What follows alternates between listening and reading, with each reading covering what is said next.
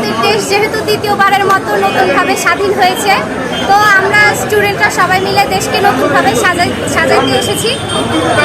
তার কারণে আমরা স্টুডেন্টরা এখানে কিছু চিত্র অঙ্কন করতেছি।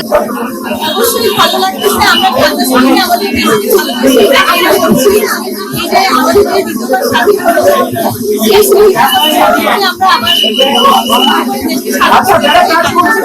আমরা যে একটা নতুন দেশ গড়ে তুলছি তার প্রত্যয়ে আমাদের খাগড়াছড়ির ছাত্র সমাজরা আমরা উদ্যোগ নিয়েছি যে আমরা দেশটাকে নতুন করে সাজাবো। তারই ধারাবাহিকতায় আমাদের আজকের এই প্রোগ্রামটা চলতেছে।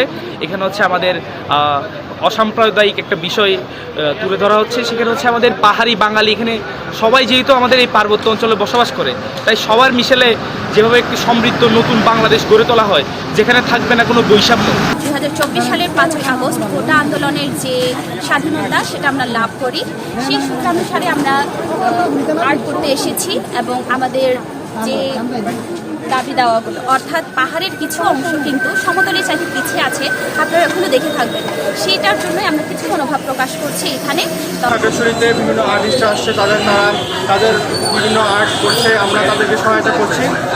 আমরা আমাদের স্বাধীনতা ক্যাম্প খাগড়াছড়ি মুক্ত মঞ্চে যেখানে আমরা সব ফুটে তুলছি আমাদের সবাইকে।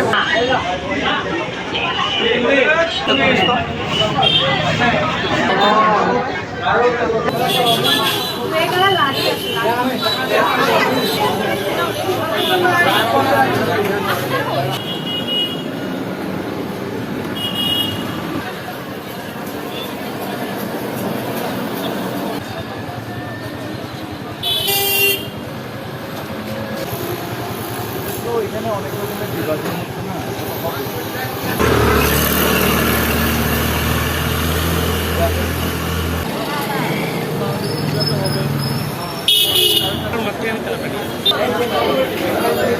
হবে